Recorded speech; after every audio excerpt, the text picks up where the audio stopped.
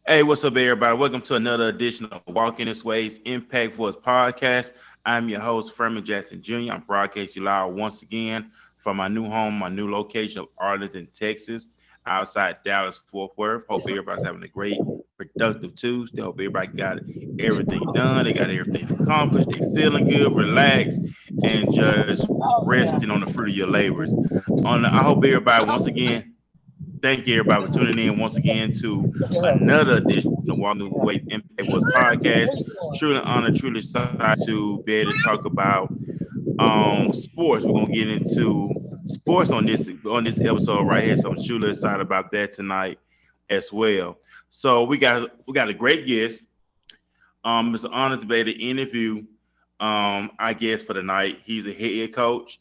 Um, as a late, I love football. I am big football fanatic, but I love the fundamentals of the game. I love the greats.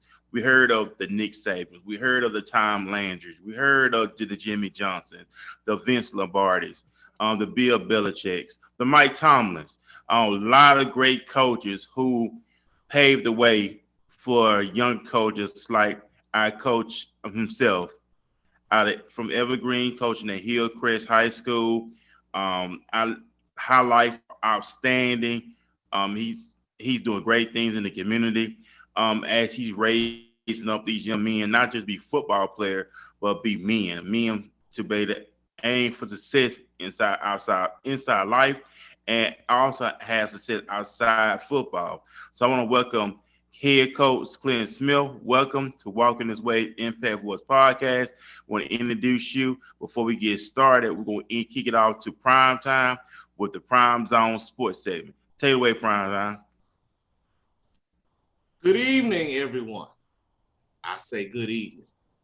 Sports fan all over the world. I know that since last we talked, a lot of things has happened.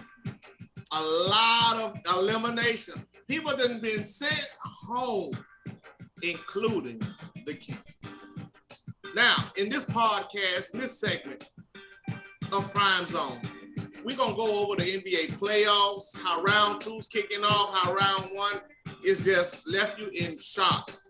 Also, we're going to talk a little bit about the NFL. Has Julio found a home yet?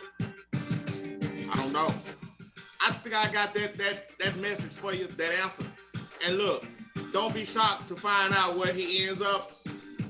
I think it'll be a good job. Also, we're going to talk about something that I think is hilarious. The celebrity boxing match. I'm pretty sure you watched it this past weekend. Oh my God, it was terrible.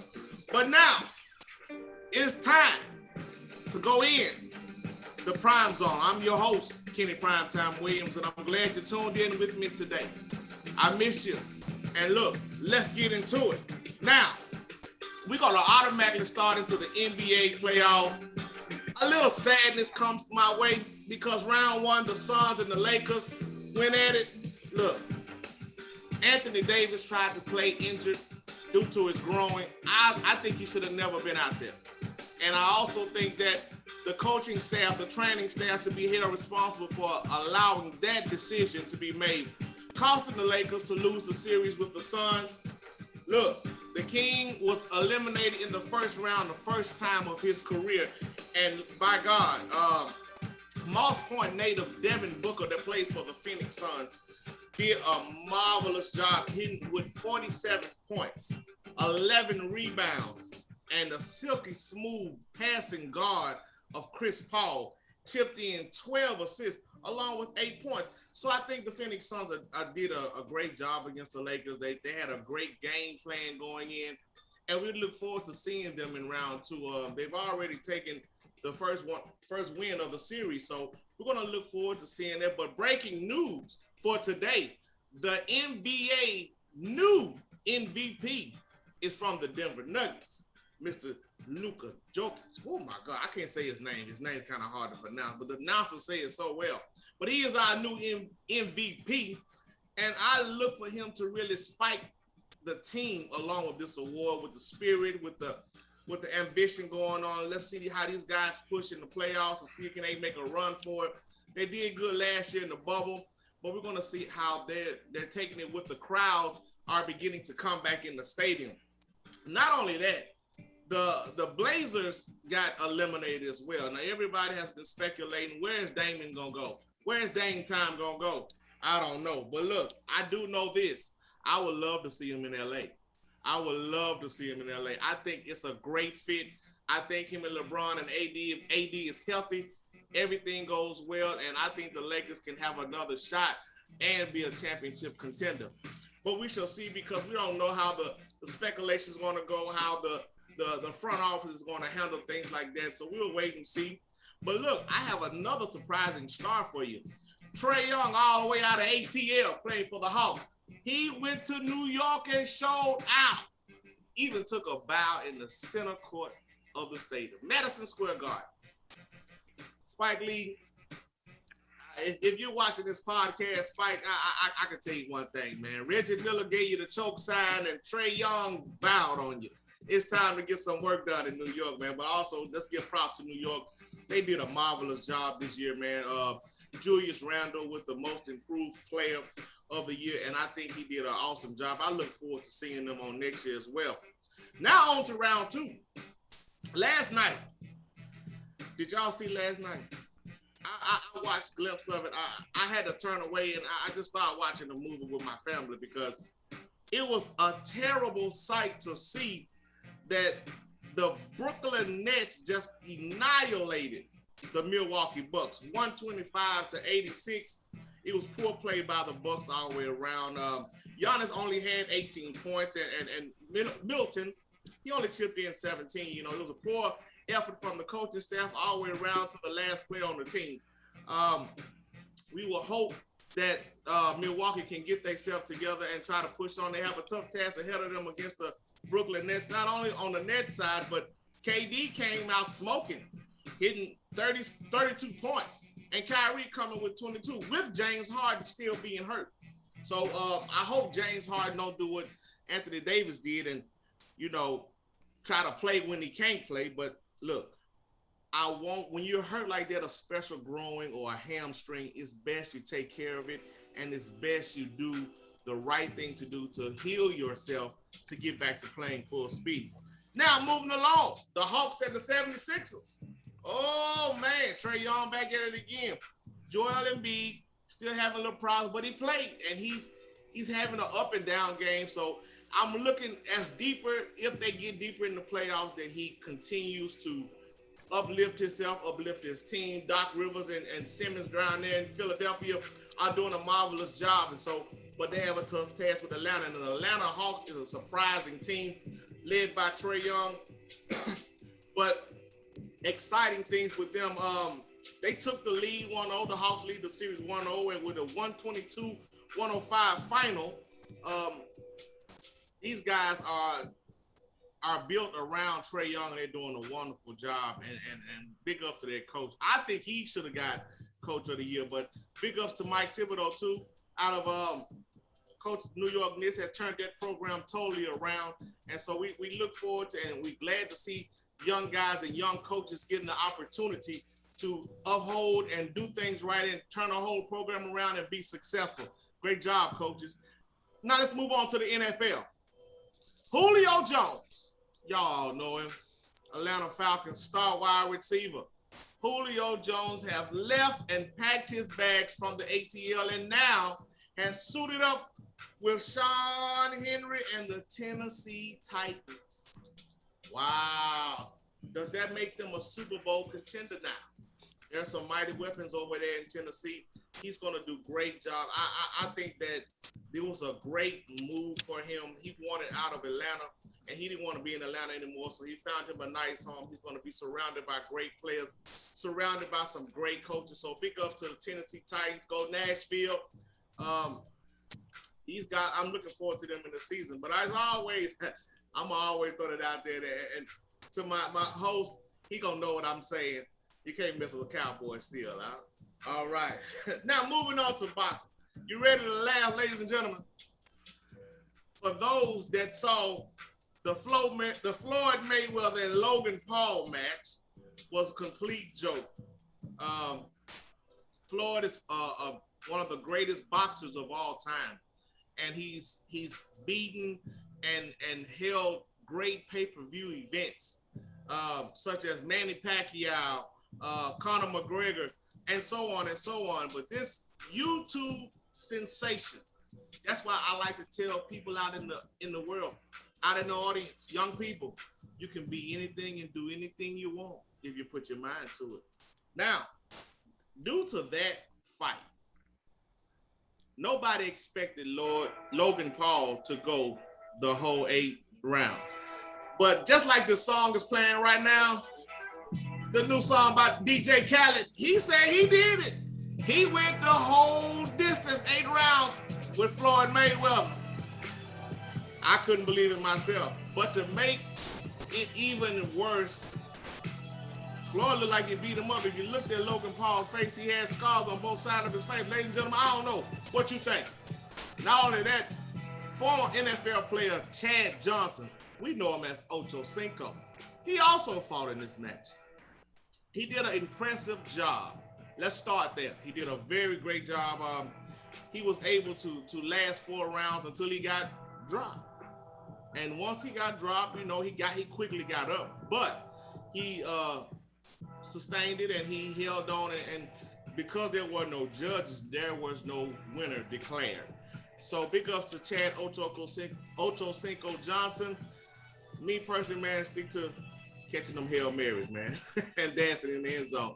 We look forward to it. Now, ladies and gentlemen, today, let's go back in history for a minute. Today in sports history, do you know that in 1986, Larry Bird scored 29 points to lead the Boston Celtics over the Houston Rockets 114-97 to win their 16th NBA title? This happened today.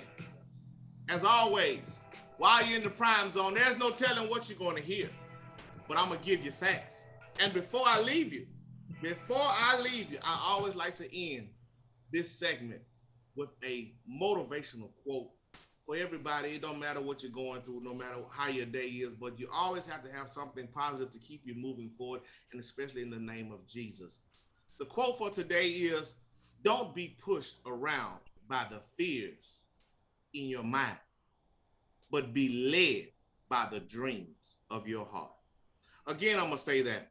Don't be pushed around by the fears in your mind, but be led by the dreams of your heart. Ladies and gentlemen, that's my time. I love you. God bless you. And there's nothing at all you can do about it. Till next time, till next Tuesday, 7 o'clock, same prime time channel, same prime time. I will be here. I will be waiting on you. God bless you. I love you, and there's nothing you can do about it. Here's to you. Appreciate it, prime time with the awesome news updates, NBA playoffs, and other sports news that's going on around the world. Like I said, we're very excited to have our very special guest tonight, and he's a head coach. Got a couple of things on this guy. In 2015, he was a 3A state semifinals runner-up, first in school history, first year as a head coach. 2017, a 3A Regal champion, state champion, went 14-1, first year in school history. 2018, 4A qualified final appearance. 2017, assistant coach in Alabama/Mississippi All-Star game. 2017, assistant coach in all Alabama North/South All-Star game. 2018, AFCA Alabama Football Coach Association Football Coach of the Year in 2018. He was Coach of the Year once again in 2018. And since 2015, this head coach signed 24 kids to play college football since 2015. Amazing. As a head coach, his record is 43-25. In the playoffs, his record 12-5. Wow. Awesome accomplishment from a great man. Yes, indeed it is. Up and coming head coach. I won't be surprised the NFL call him or the NCAA call him. Anything, probably. You know they looking. Yes, indeed. Yeah. So I want to welcome head coach Clinton Smith. Welcome once again to Walking His Ways Impact Wars podcast. Thank you, Welcome, my sir. brother. Take time out to beat the schedule. I know y'all just got finished practicing. I do still very grateful for you to take time out, man, to join me and prime time here on the podcast tonight. Right. Man, I appreciate Mr. Jackson and Mr. Williams for you guys having me on.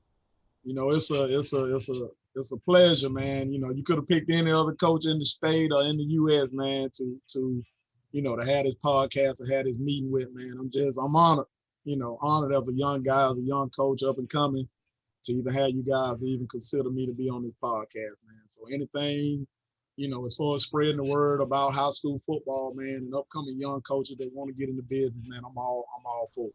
Yes, sir. Yes, Can you hear me? Yes, sir. I hear you. Okay, you heard what I asked you? No, Yeah. it kind of froze a little bit. Okay. All right, go ahead. Did you hear me? Yeah, froze for a little bit. Can you repeat what you just said? Get But yeah, froze for a little I bit. was just appreciating you and Mr. Williams, man, and for having me on and again, man, just anything that I can do to help these young guys that want to, thinking about getting in the business of coaching high school ball, I'm all for it to spread the word. And again, man, I appreciate you guys and thank you guys because again, you could have picked anybody in the state or anybody in the nation could have got on this podcast, man, and got on. I'm just appreciate you guys considering me and having me on tonight. And appreciate you and the work that you're doing in Hillcrest High School for them young men. And I know coaching is a special calling. Everybody can coach. Right. Besides coaching football, you're also a teacher as well. And my first question is your philosophy. We know a lot of the great coaches have philosophies. Nick Saban has philosophy. Jimmy Johnson, Bill Walsh, the legends, Vince Lombardi. All those guys have philosophy. For you as you as a head coach, what is your philosophy for your program? Man, I keep it real simple with my guys, man. My philosophy, overall is to get these guys college and career ready. A lot of these guys are going to come out. They're going to play on your football teams. A lot of them are not going to play football on the next level. So I have a saying here, man, and so forth and so on. Everybody, that I had that graduated here, they done did it, man. You either going to college to play football, you either going into the workforce, or you finna go to the military. It ain't no staying home. It ain't no staying in no evergreen. If you leave my program, man, it's one of them three things you finna go do. And that's go play college football, that's go to the military, or you finna be career ready. So I think me and my coaches and the support staff that we have here, man, I think we do a real good job of getting these kids in those, those three different three different career choices, heading into after high school. So that's my philosophy, man. And that's what's up. And I'm glad that you as a coach still had that mindset as preparing these young men for life after football. You got a lot of not so I'm saying a lot, but you got some coaches.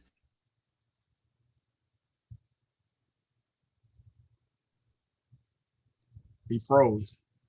yeah, he did.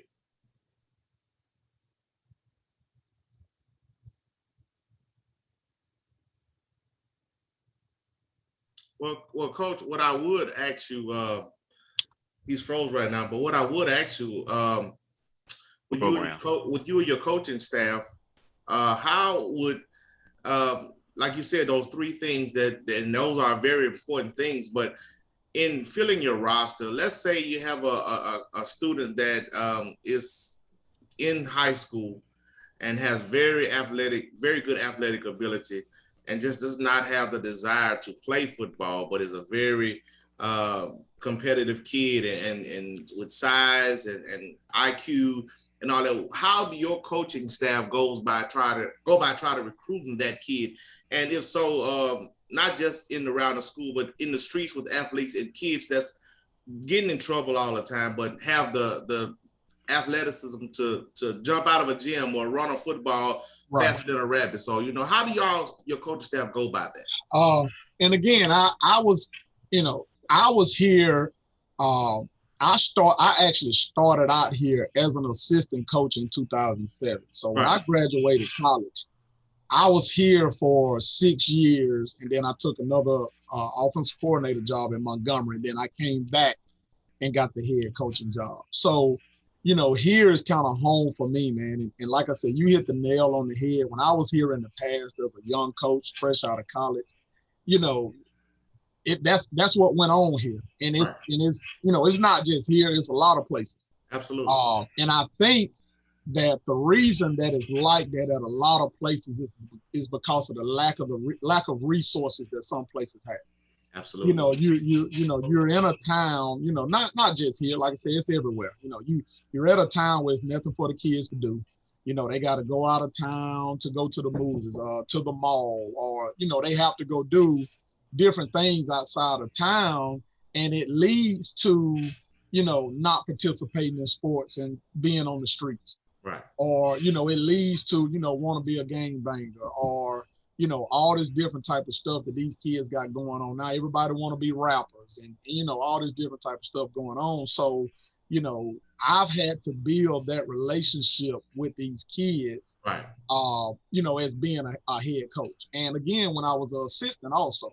So sometimes, man, all it takes is knowing a kid's lifestyle, right. knowing, their household, going over there in that neighborhood and spending time with those kids and see exactly what they go through every night.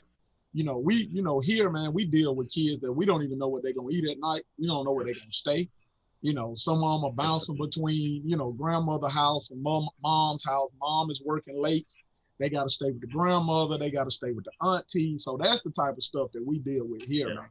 Yeah. And I think, just letting them kids know that you care about them, man, and you're going to do whatever you can do to help them change that situation. Right. But at the end, a lot of them guys come and they want to be a part of your program. Right.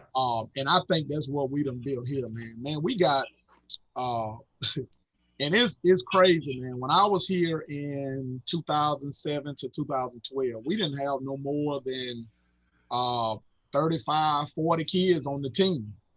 And sometimes you as a head coach, man, you have to adjust to your kids, if that makes sense. Yes, absolutely. Like I was telling Jackson before we got on, man, you're dealing with kids, man, that, it's a whole different generation than when we was coming up. Oh, absolutely. Yeah, man. So you're dealing with kids that's raising themselves. Right. So, you don't have to raise yourself. Let me help you with that situation. You know what I'm saying? So once you build that kid's trust like that, you can get them out the hallways, man, and just let them know it ain't all about football. I'm gonna teach you life lessons. I'm gonna teach you to be responsible. You're gonna be accountable. We go in the morning sometimes, so I'm gonna teach you how to get your butt up out of bed and go to work. And go to work and get this money. You're gonna be married one day. You're gonna have kids one day. Hey, you got to go to work if you want to feed them. That's right. So I think that's one of the biggest things that head high school coaches have today, even a lot of college coaches. Right. Man, we asking a lot out of these kids, man. Come to workouts, come to practice. We beat them up, we beat them down, we praise them, but you don't really know that kid personally. Right. Man, we go on fishing trips. I tell you, man, look, I just took 5 guys. We left Friday and went to Troy University for a camp. Mm-hmm. We left there and drove over to Savannah, Georgia to visit the Georgia Southern camp that Saturday morning. Left there, went over to Atlanta, stayed in Atlanta, spent the night in Atlanta, woke up that Sunday morning and went to a camp at Georgia State and came back home. Those kids appreciate that stuff. Yeah. Their parents are not going to do. A lot of these parents, they working. A lot of them just don't have it. So you as a head coach, man, you got to find a way to make sure them kids get a chance to go in and have a possibility of being successful. You know what I'm saying? So that's the biggest thing for me, man. Give them a chance. Give them a chance. Well said. Well said. And most definitely give them a chance. I know your first year, I know you went 14-1. The winning tradition there. How did y'all handle it? How did the kids, the boys, handle it that success at that time when y'all went 14-1? I know you had to keep them rooted, grounded, humble because we know pride will come before fall. Right. But take us through that 14-1 season. Man, basically, like you said, man, we was, my first year here, like I said, when I was an assistant coach here, when I came back in 15, I actually knew all the seniors that was on the team already. So we went 5-5 in the regular season, and then once we hit the playoffs, man, we won 3 games in a row and got into the quarterfinals, and we lost the game before the state championship year. Lost a lot of guys going into that 16 year, so we ended up still going 6-5 and beating the number 1 team in the first round in that other area. So lost the second round or whatever. We come back that third year, which was that 17 year, and man, we were loaded. When I tell you, it was ridiculous. Man, you looking at, man, at a 3A school, man, I think I had 82 kids on the roster, 9 through 12. And everybody bought in, man. It was ridiculous, man. Everybody was here every day. A lot of guys didn't miss in the summer, unless they had like a vacation with their parents or something. But everybody bought in, man. We ended up going 2-1 at the start, and we ended up losing to our rivals right in Bruton, which was T.R. Miller. So we ended up losing to them. And after that, man, it was all she wrote, man. I came in and went off on the boys, man, because I knew really, the coaching staff that we had, man, and the talent that we had and the size that we had, we couldn't be touched with if the kids kept that level head, man, and did what they supposed to do week in and week out.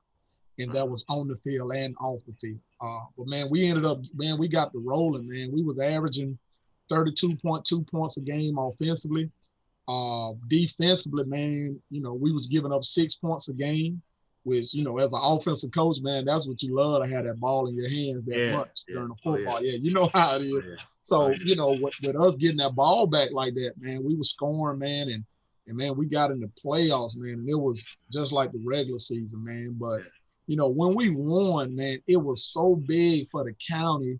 Because really, man, Evergreen is a basketball town. It's a basketball school. It's a basketball town.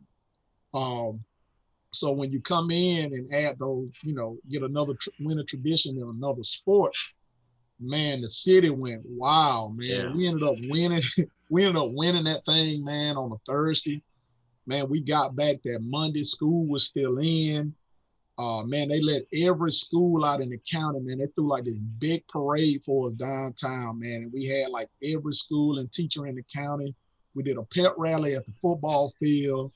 The kids got up and talked, man. And man, the crazy thing about it is all those football players, majority of them played basketball.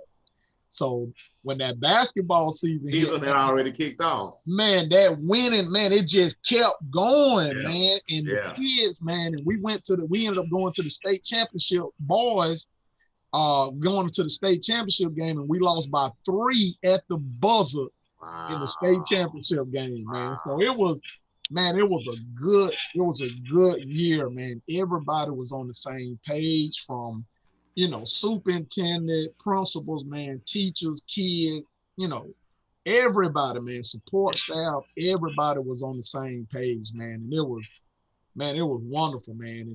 And people still talk about it, but me as a coach, man, I'm trying to figure out how to win another one. Another one.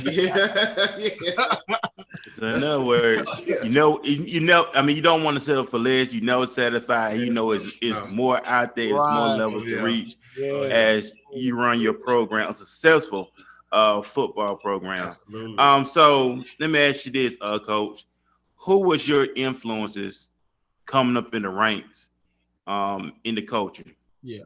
Man, man, I had some good guys. Like I said, man, when I was down here as an assistant, man, I was under 2 head coaches, man.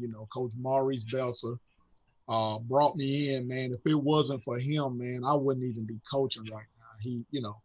He took a chance on a college kid, fresh out of college, man, playing ball at Bama State, man, so he took a chance on me, hired me. I was here with him for 3 years, and then, of course, he got let go. And then they brought in the legendary Larry Boykin, who was the longtime coach at Southern Choctaw High School, had 3 or 4 state championships on his belt at Southern Choctaw, man. So he came here and took over for 3 years. So I was up under him.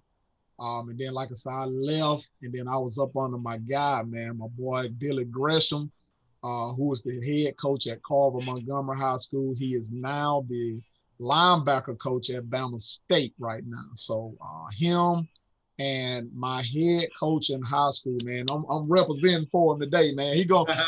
Hey, even though I'm a Bama State guy, man, I'm a Bama State guy, but I'm gonna represent for my boy Reginald Ruffin, man. He was my high school head coach. Man, he's my mentor, man. He's the head coach at Miles College right now, man. They won multiple championships, turning that program around up there. He's also the athletic director. The basketball team is winning the SIAC 2 years in a row. He's getting new turf put on the field. Miles College, man, he got that thing rolling up there, man. And the reason why I love him so much, man, not only for him being my mentor through this coaching thing, man, him as a man, he's gonna come down here and get at least 1 or 2 of my kids every year, out of the senior signing class, man. So it's kind of like a what you call it, man, a feeder for Miles College over here. Right. Oh yeah, absolutely. So yeah, man, those are my guys, man. And then like I said, my parents, man, my mom, my dad. My dad was my Pee Wee coach, man. He coached me hard. So man, I'll be naming guys all day, man. I got a lot of homeboys that's coaching college ball right now that I look up to. So man, the list goes on and on. And that's what's up right there. And I know, like with the HBUs, the Black Colleges football program, we know a lot of the Black colleges are hiring former NFL players such as Deion Sanders, Eddie George. Do you ever see yourself going towards the college level if you see yourself going to that level or the NFL level? Man, listen here, I'm trying to go. If somebody call me right now, I'm going. While we on this podcast. Listen here. Yes, man, that's my ultimate dream, man, is to coach ball on the college level. Man. I don't want to do NFL. My dream is to, be a head coach or a coordinator on the college level. And like I said, man, right before this is, I got a lot of homeboys that I play high school ball with, a lot of guys that come here recruiting that I done built relationships with, and just trying to throw my name out there, man. And I'm always honest with my kids here. And I talk to them all the time about having goals and having dreams. And they know, my dream is to coach ball on the college level. Now, if I leave for another high school job, they might try to beat me up, man. But, they know that if I leave for a college job, man, that's my dream. And then they look at it as, okay, if coach go get a college job, he can come back down here and recruit me. Yeah. So, they know my goals and my ambitions, man. I tell them all the time, we use you, you use us. You use us to get on the college level. We use you to try to get on the college level. So we're using each other. Let's help each other out, to get towards our goals, man. So yes, I do want to coach college ball. Well, and most definitely. Go ahead. Well, I had a quick question, Coach. As you know, during the off season, the summertime, this is when the season really starts. Right. With the working out and preparing. And my question to you and your coaching staff, and as you as a head coach, how do you set yourself to prepare the guys for upcoming season with routines? You mentioned that you guys have morning practice and evening practice. I do know in between that time, there's probably a film session. Right. And so how do you prepare your players for the upcoming season? And it all depends on who's returning. You may have to be a rebuilding at different positions or different offensive or defensive side of the ball. So how do you prepare for it? So basically what we do is, man, like I said, we're in Alabama. So the Alabama High School Athletic Association, they won't let us do tour days. They got rid of tour days a couple years ago. All right, so what we do here, man, we bring them in. And again, we're the only high school in the county. So I have kids that's coming, 20, 25 minutes away. So, I wouldn't dare make those parents or those kids drive twice a day to get here. So we pretty much do everything in one session. I usually bring them in at 9 o'clock in the morning. They usually get here about 8:30. Let them get situated. We're up on the field. We always start out on the field first in the morning. So we'll go through individual drills with your coach. We'll start doing start doing field goal stuff, man. Some 7-on-7 stuff, some 1-on-1 stuff. Basically a whole lot of fundamental stuff, Right. Before we get into fall practice. So we do that, man. We'll do that for an hour and a half, close to 2 hours. We'll leave there and we go straight to the weight room. So there you go. I basically have two groups. I have a varsity group and I have a middle school group. So we basically put the middle school through the same thing that we put the varsity through, but it's not as strenuous as it is on, the varsity guys. If we in the weight room, and we doing bench press or whatever, I'll just let my middle school guys just use the bar, instead of just using a whole lot of weight that those middle school kids don't really need right now. Right. So we'll do that. Man, we do a whole lot of plyometrics, a whole lot of speed work, ladder work, hip flexors. Man, you name it, we do it. So we squeeze it in and we'll get it in an hour, man, and then those groups will switch. We'll put a group in the weight room and then another group outside. And then right at about 12:30, 1 o'clock, man, we feed them. So we feed them, we send them home, man, and we film everything. We film practice. And we have this software that's called Huddle, which is where all your game films, you can film practice, and each one of your kids have an account with it. So whatever I recorded and loaded it, they can go on there and watch their mistakes, right? And then as a coach, you can go on there and, you can circle it and put a note on it, hey, man, you didn't get to the front side back, and they go on there and watch their mistakes, and we come back the next day and we try to correct all that stuff. So that's kind of what we got going on right now. We got a 7-on-7 competition camp coming up on Thursday at Troy State. Next Tuesday, we're going to South Alabama. So we do that stuff, man. It's, when the college coaches can't come to us, then we'll come to you. We'll go to them. Yeah. Right. So, Coach, I want to come play for you. I'll suit up, Coach. I'll suit up. Yeah, man. So that's what we do, man. We do OTAs just like the pros do. Right. I'll get with some of my homeboys, man, that's coaching high school ball, and we'll set up a date, man, and they'll come down and practice with us. We'll feed them. Same thing as we go to their home, we'll go down there and do a friendly practice with them. They'll feed us, just in the sun. Kids get tired of going against each other, so we try to get this different team. So yeah, that's what we got going on right now. That's great. And that's what's up. And like I said, man, I love your program. Your program sounds very exciting. Yeah, I be a part of. Line right now. And I appreciate you, Coach, for doing what you're doing. I know earlier you were mentioning about the background that some of these kids come from. And we know a lot of kids have aspirations to make it to the NFL. We looked at this past NFL draft. A lot of kids changed their family generations for years to come with these big-time contracts. But as you're the head coach, and you got guys that have want to make it to NFL, what advice would you give them to keep them focused, rooted, and grounded? And I know you keep 100 with them at all costs. Right. So basically, every year, man, I always have a beginning of the year evaluation meeting with them one-on-one, and we'll have a starting evaluation and an ending evaluation. If I got a senior, I'll call all those seniors in one by one, and I always ask them, okay, now what is your plan from now? You're not playing here anymore. What is your plan? And man, a couple of years ago, man, I think I probably had the biggest signing class in this area, man. Congratulations. I sent 1 year, man. I got a cornerback at Kansas. I got a linebacker at Auburn. I got a DN at West Virginia. Miles College came down and got 2 guys. I had a kid sign with a Division III school in Kansas City called Avila.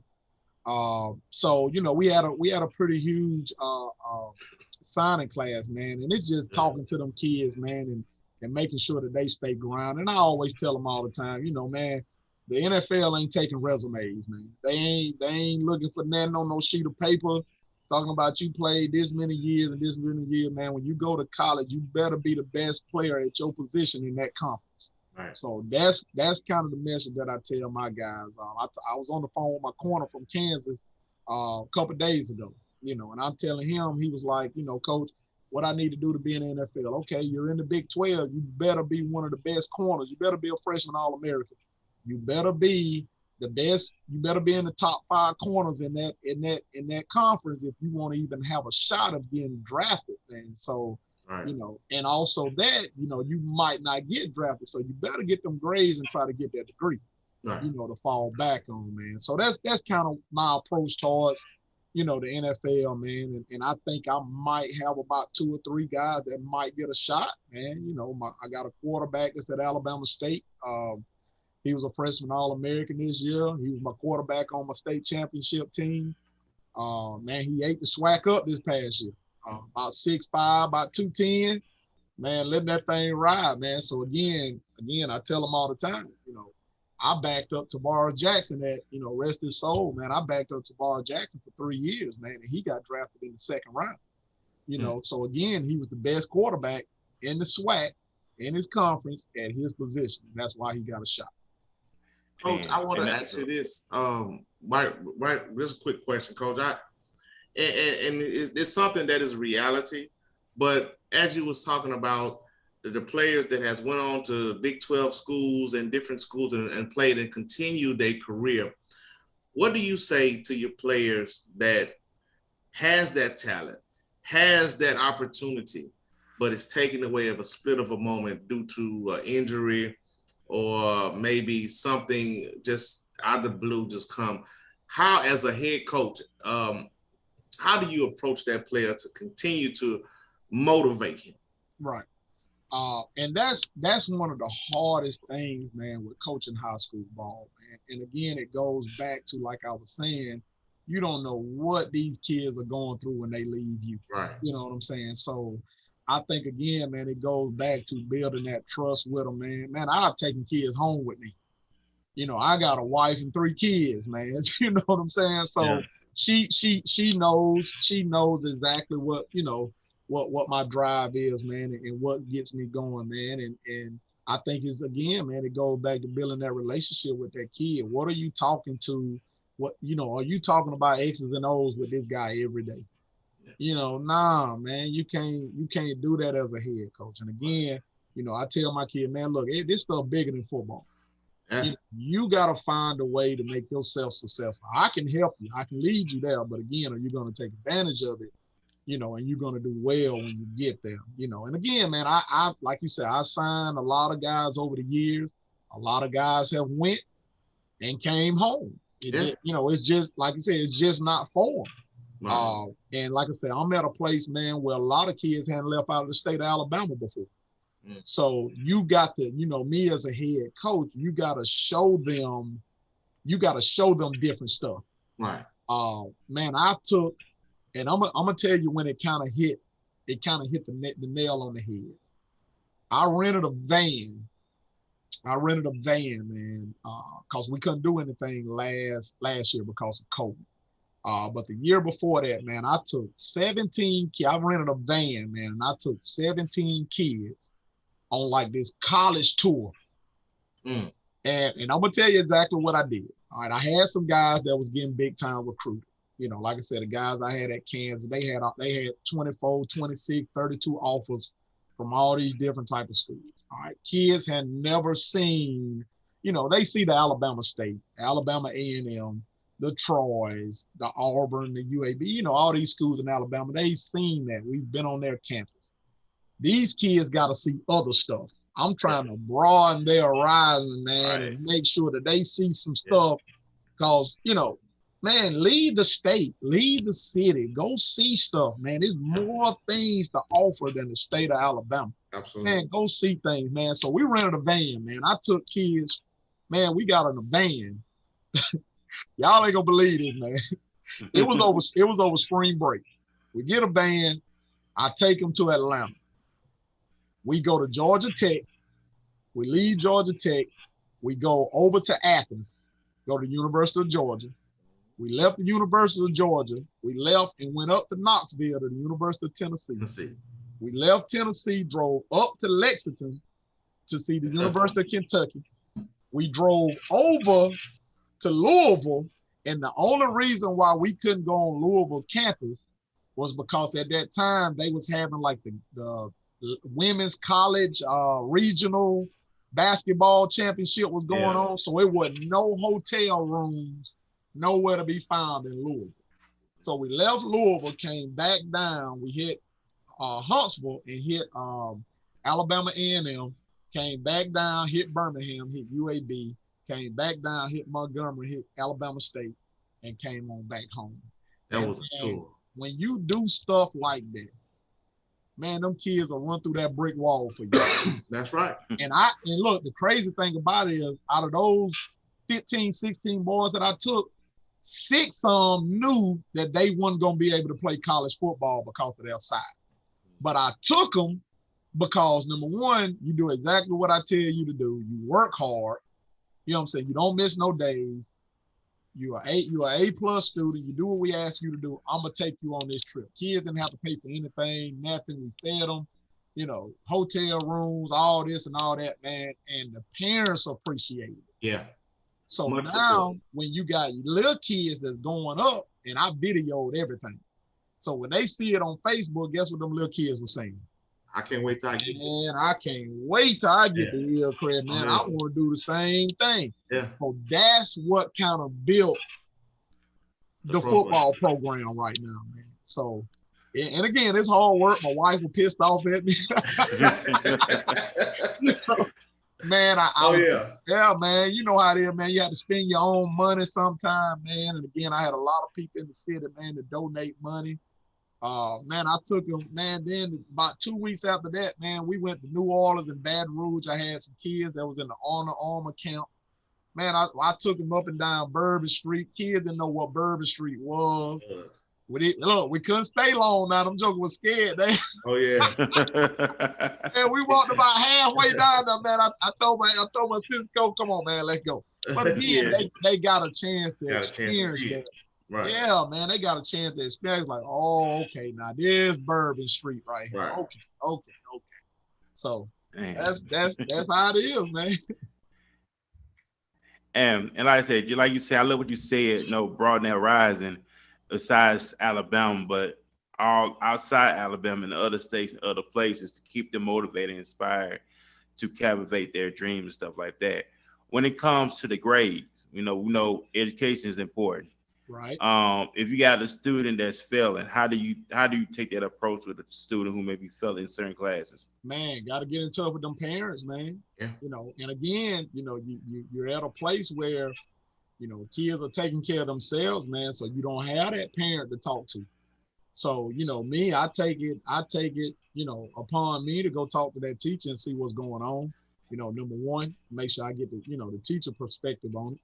And I call that kid in a meeting, man, because again, at the end of the day, they know how high school sports is. If you don't have that overall 70 average, you're not going to be eligible to play.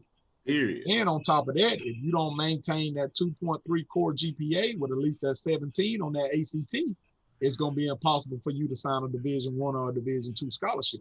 Period. Sure, not finna get a Division III scholarship because Division III are usually private schools and it costs more. And they don't do, they'll give you some football money, but man, you're going to have to pay that big money to get in that school. And you got to have them grades on top of that also. So they know the importance, man. Either you're going to be a regular student or, you can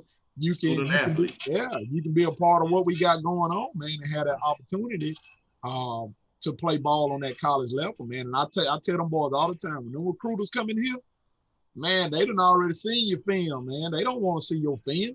First thing they're going to say is, Coach, I need to see his transcript. So every last one of these jokers I got that's getting recruited, they all have yellow folders with their names on them, updated transcripts in them. So when them coaches come, hey, Coach, I want to see John Smith. Boom, here's his transcript right here. All right, they look at it, they take that highlighter, and they highlight all them core classes, them 16 core classes, man. And look at those grades, man, and make sure that they fit their program. So them kids know, and then the great thing that I like about it is when those college recruiters come, I walk them right through the gym. Yeah.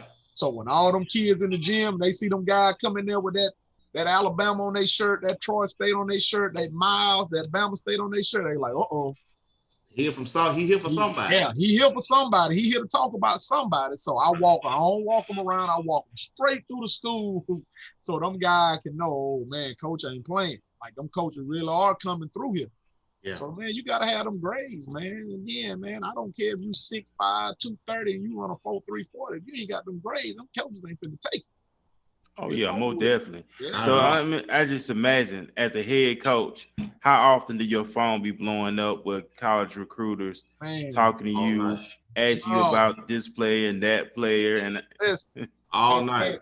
And I love it. I love it and hate it at the same time. Yeah. Because it's, when those guys do that, it's letting me as a wannabe college coach in the as my goal, it's letting me know exactly what I'll be doing, if I ever become a college coach. So I love it, man.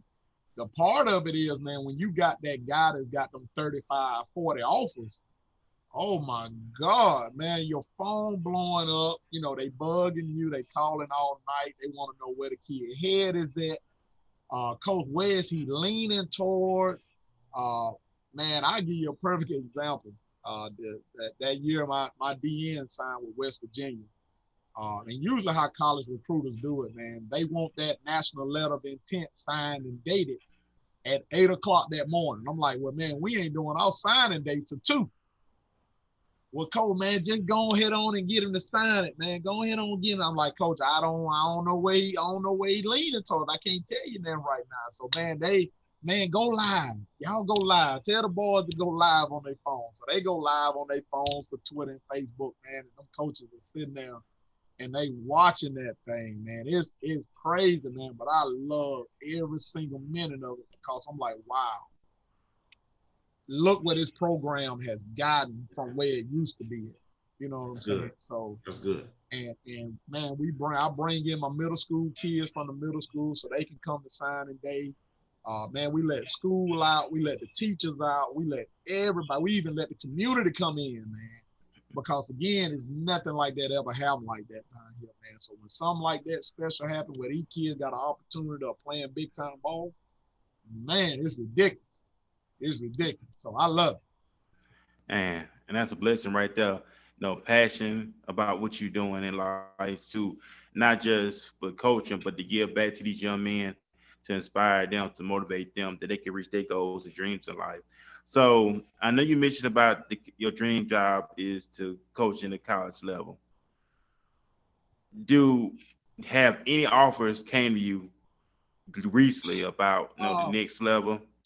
No, man, not really, man. Like I said, man, it's just, I've built relationship with a lot of guys, man. And coming from high school, man, it's hard because a lot of guys try to bring you in as grad assistants, as GAs. And, and I tell guys all the time, man, look, I can't go in as a GA, man. I got a wife. I got a mortgage. I got 3 kids. I got a daughter that's just ended her freshman year at Jacksonville State. Man, I can't be a GA and make $5,000, man. I gotta have a title behind my name. I gotta have a title. I can't do it, man. Yeah. So, I've got a close offer from a junior college in Kansas, man. But again, it was that, Coach, you can stay in the dorms and, we'll give you a meal plan and, we'll give you a $10,000 stipend. And I'm like, man, if I didn't have no kids or if I had one kid and married, maybe I can do that. But man, and coach and guys will tell you all the time, man, sometimes, man, you might have to sacrifice to get what you want. And I'm all for it. One day I might be able to sacrifice like that. But right now, man, with a daughter in college right there, man, I can't leave my wife out there to handle everything. Like, Coach, stay where you at, Coach. Stay where you at. Stay where you at. Stay where you at.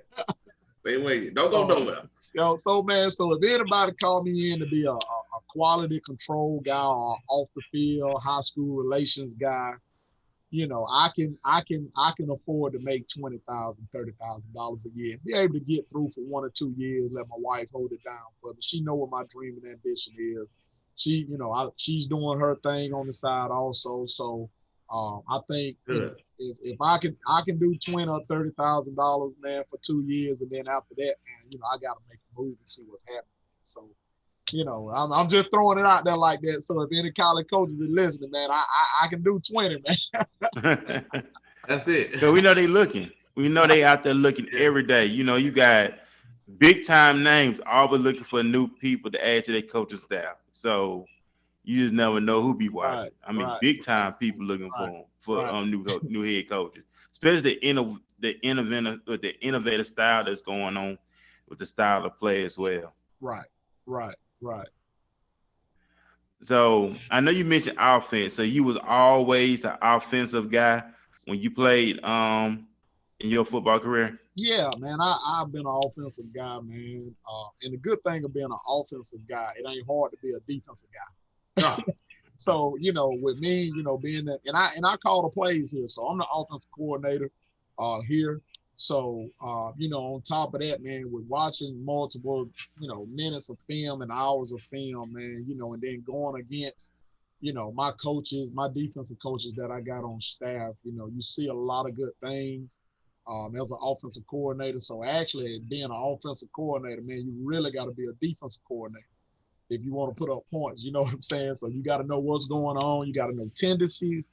You got to know what to call on this hash. You got to know what to call on this hash, what coverage they going to be in if you on this hash. 90% of the football game is played on hash. 10% is played in the middle of the field.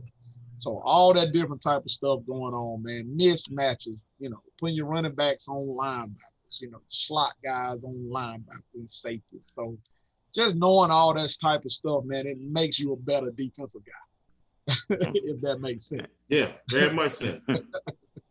And my last and final question is your legacy. Like I mentioned, I know we heard a lot of great coaches, like I mentioned earlier before we started the podcast, the Nick Sabans, the Tom Landrys, the Bill Belichick, the Bill Walsh's, the Mike Tomlins of the world.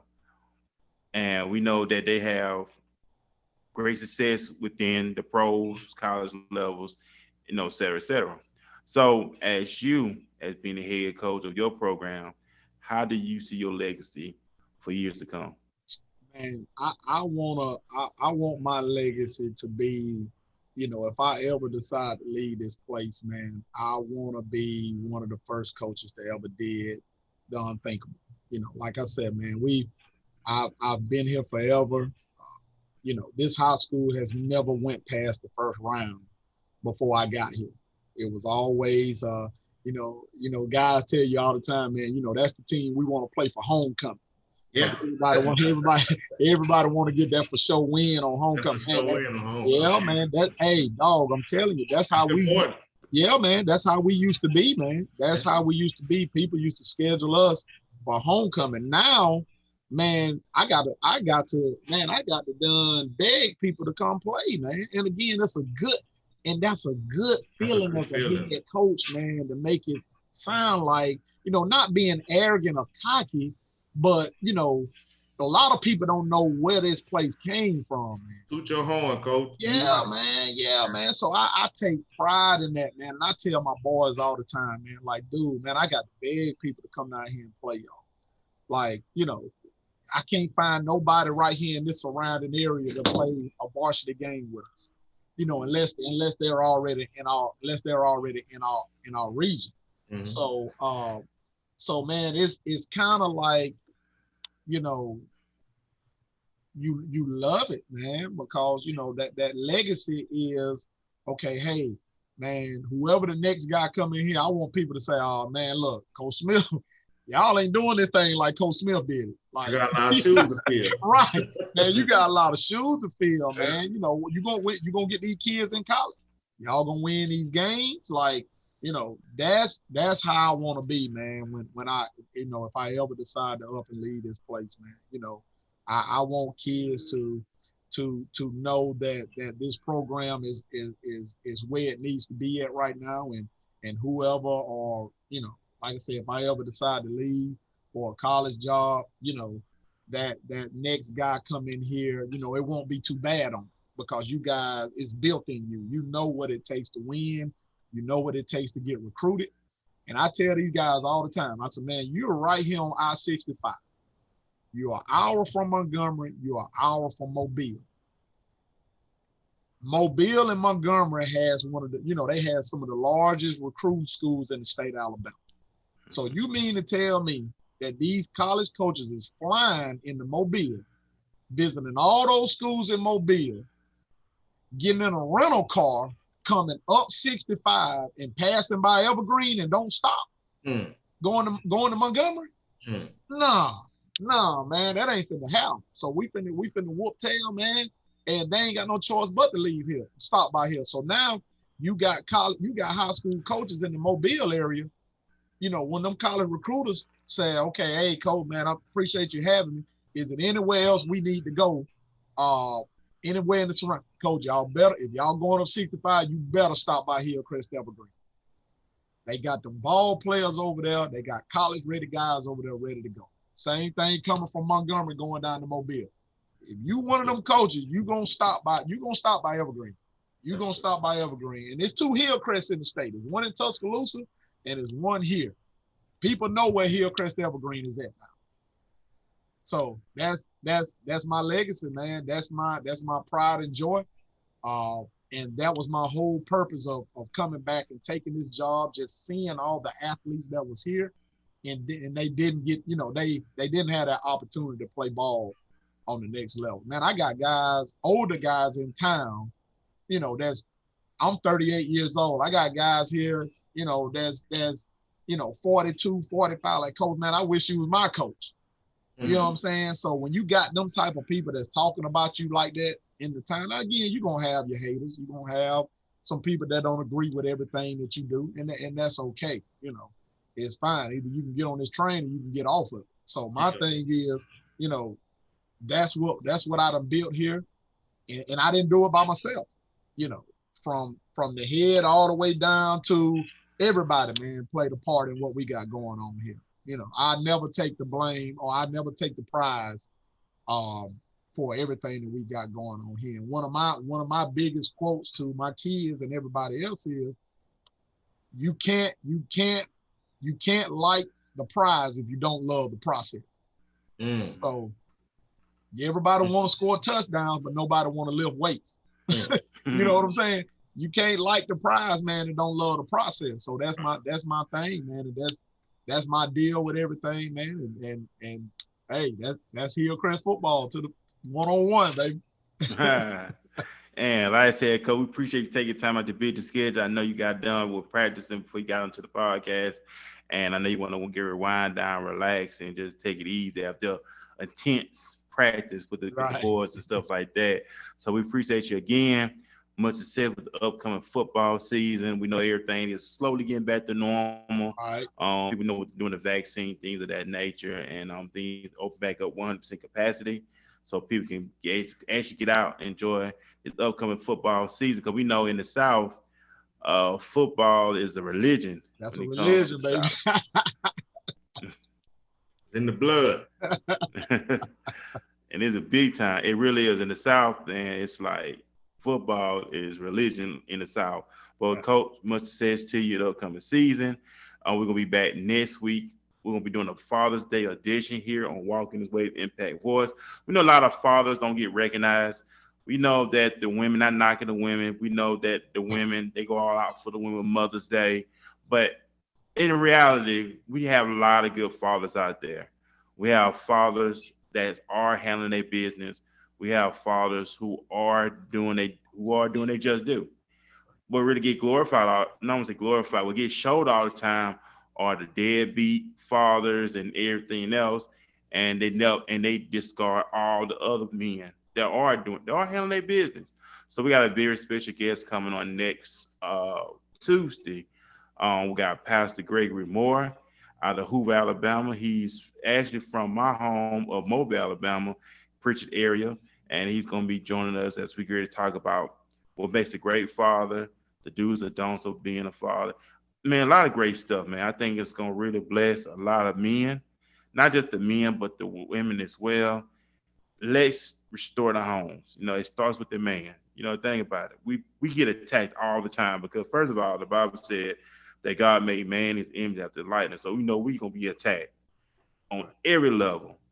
But that's glorify the fathers, man, who are being about their business, who are also not just being a father biologically, but also being a father to other people's children who may not birth them biologically, but being examples. So that's gonna be next Tuesday at 7 p.m. with Pastor Gregory Morris. He joined us here on the podcast. We know that God has a word for the men, not just for the men, but also for the women as well. And that's what it's all about. But hey, once again, Coach Smith, thank you. We look forward to seeing you in that college level soon. Be up there with Nick Saban and all the greats and stuff like that. And And come much get me, success to Coach. you. Come get me, Coach. Come on, get me. I got you, dog. I got you. Come on, Yeah, come because on. Kenny want to get back in the game. I think he said after 10 years, I think he want to get back into it and get Come that on itch back in. going on. So Oh yeah, I miss when you it, get man. that college program, Coach, Kenny ready to join your coaching staff. I I got miss it, man. I appreciate it. I appreciate it. Man, again, man, I appreciate you guys, man. Again, man, y'all could have interviewed anybody, man, in the state. Especially Jackson. I ain't even know you were from the Mobile area, man. So, my homeboy Leo Holly, man, the head coach at Blunt. My frat brother, Curtis May is the defensive back coach at Viger. So man, my homeboy Rico Jackson, the head coach at Murphy. So man, I know all them guys down there, man. So man, I did not know you was from the Mobile area, man. Mm-hmm. So Born big and up, raised. man, and man, I appreciate you guys having me on, man. Anytime you guys want to do it, man, I'm ready to go. And like I said, hopefully, we win this state championship this year, man. I can get back on here, man, and just talk about the season going on and all that type of stuff, man. So. Oh man, we'll love that. We love to get back with you with the updates, the championship season, your mindset. But let me ask you this, Coach, and I know that you being a coach, what is your what is your mindset? What is your state of mind when the upcoming season goes on? What is your state of mind at that time? Ooh, man. And again, man, the whole thing about, and I've grown as a head coach, man. When I first got here in 15, and see, I stay in Montgomery, so I'm driving from Evergreen to Montgomery back and forth every day. My wife works on base, plus she does real estate on the side. So I told her I'll rather do the drive than her.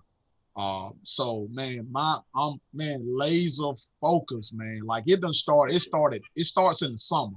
Yeah. Like right now, man, listen here. My wife already know when I get to the house, I'm finna pull that laptop out, man. I'm finna watch practice film. And she gets on me all the time about not bringing work home. Don't bring work home. Don't bring it home. So now I'm still in the office. So I'll probably try to watch a couple of little practice clips before I leave here. But, man, I've grown as a head coach, man, because I was leaving here, man, 10, 11 o'clock at night, getting home at 12, getting back up at 4:30, hitting back on the road, coming back to school, teaching and practicing. Yeah. So now I tell my coaches right now, man, and I read that book that I think it was Herman. Herman wrote a book, man, and he talked about family time and said that, man, if he, his coaches on his staff, if they miss a dance recital, if they miss a basketball game or baseball game with their kids, he's going to fire. So I kind of take that approach, man, and I tell my coaches all the time, man, look, we in the summer. Y'all guys got family vacations, man, go. Because when soon as my wife get ready to schedule one for us, we gone, man. Listen, man, family, spending much time with your own kids, much as possible, man, because again, it makes no sense to change other kids' lives if you're not changing your own. Right. So that's my man. When I tell you, like old boy was on Biker Boys, man. You know when he got on that bike, man, that old tunnel, got that tunnel vision, man. That's it. Yeah. I'm football all in all Okay. day until December hits. December. Man.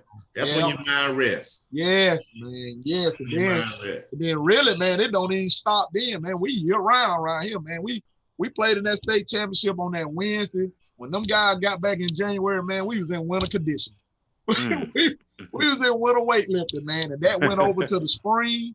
Spring went back over into the summer. Summer went back over to the fall, man. So it was just like that. I'm going, right. Yeah, right. man, yeah, wrong. There ain't no such thing as break around here, man. So well, you heard it here first, ladies and gentlemen. There's no such thing as breaks. But like I said, we appreciate everybody once again. We're going to be back next Tuesday with our very special Father's Day edition with Pastor Gregory Moore out of Hoover, Alabama. And we'll be back on that same bad time, same bad channel. For those who don't know, that's from the old Batman show. I'm 39 years old. I'll be 40 next year. Oh yeah. So, and we appreciate you, Coach. And I said, we're going to get you back on here, Coach. Talk about the upcoming season. Talk about that championship winning season. That mindset, that drive in order to reach that ultimate goal. Like I said, when you reach that college level, Kenny want to get back into the game. He want to be in your coaching staff. I got you. I hear you, Coach. Good luck to you on the upcoming season. Yeah, man. I appreciate you guys again, man. Appreciate you guys again. Well, definitely. We want everybody to have a blessed night, man. We'll see y'all next week. Yes, Peace. sir.